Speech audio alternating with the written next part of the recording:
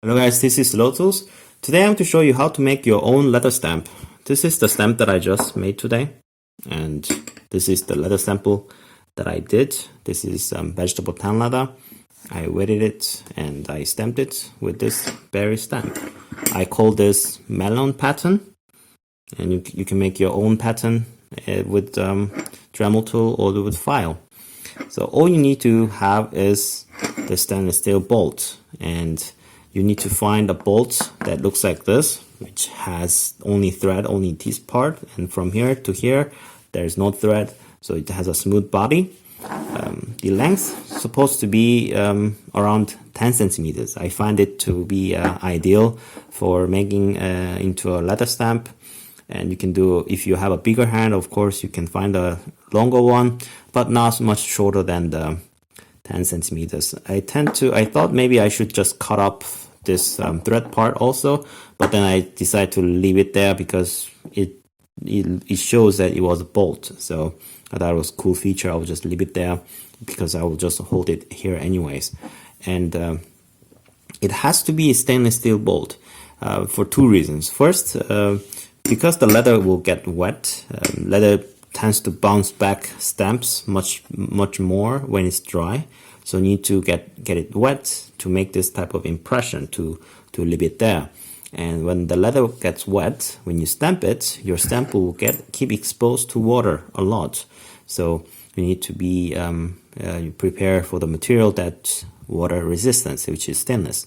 And second thing is also stainless steel is much more stronger than normal carbon steel. Even though it's not heat treated, it's stainless steel. This is 304 stainless steel, and this is really strong enough for take a views. So it's a striking tool, so you will strike it with your hammer. If it's a steel hammer, of course, it will receive a lot of damage.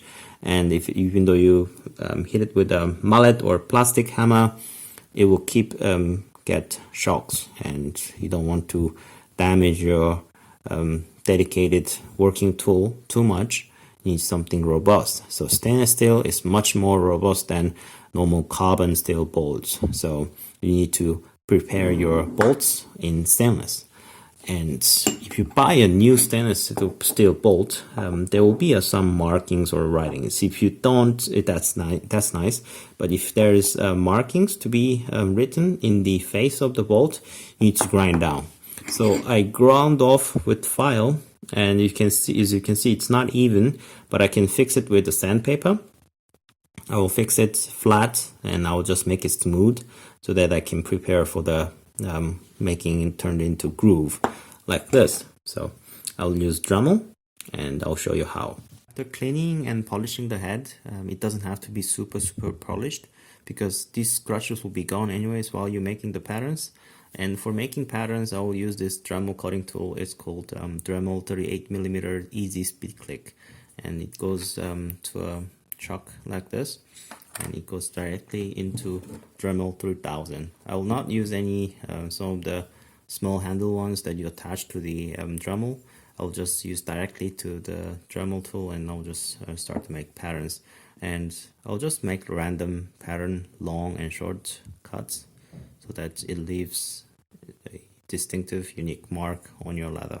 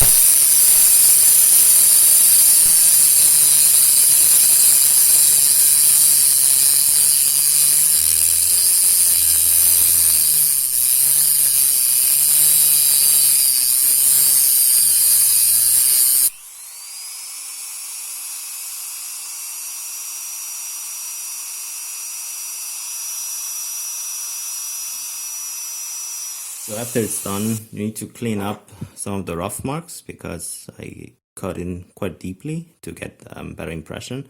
And you need to just run over with the sandpaper. If you have a drill, it's good. That if you just chuck it on a drill like this,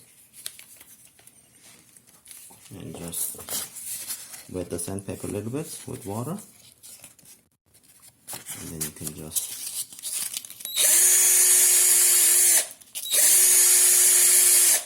smooth it out like this.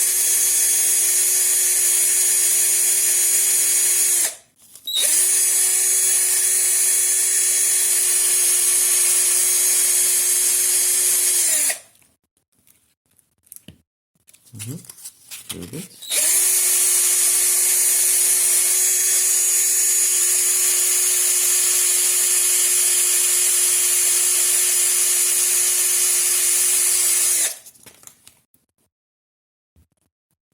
Alright, so it's almost clean now. You can clean up a little bit more if you want to. And let's test. So cutting the groove is done. Now if you have a drill, it's good, and if you don't, even if you don't have, it's okay. You can just rub it on sandpaper, and so you can just finish it, any rough spots with the sandpaper. Any medium grit will do. So you can just wet your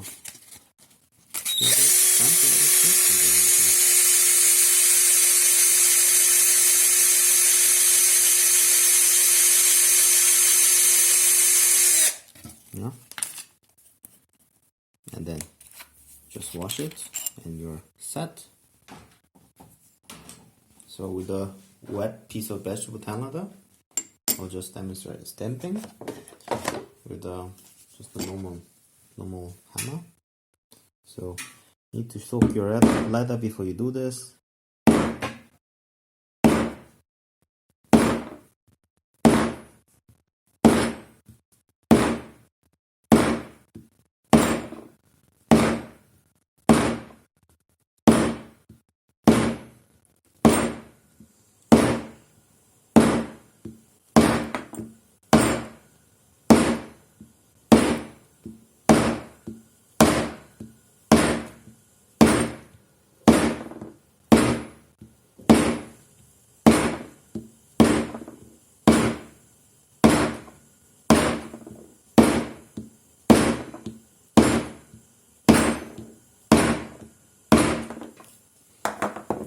So, like you make this kind of net pattern or any like melon pattern, you can like I call it melon pattern.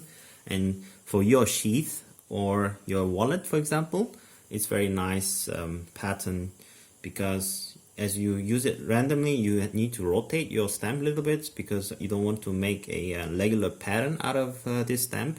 So with a rotating pattern, you will have this kind of randomized pattern. I know I've been not so rotating my stamp so much, but like if I see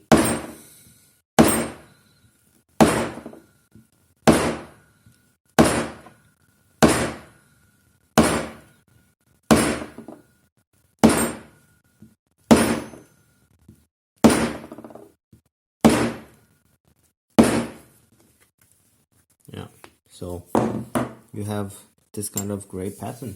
So if you have any idea of your certain type you want to do, you can also make your various kinds of stamp. This one I made a smaller head, and also this one is just not to be made yet, and this one I just made in front of the camera.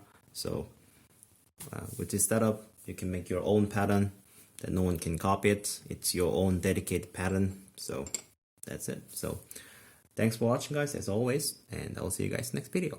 Bye bye.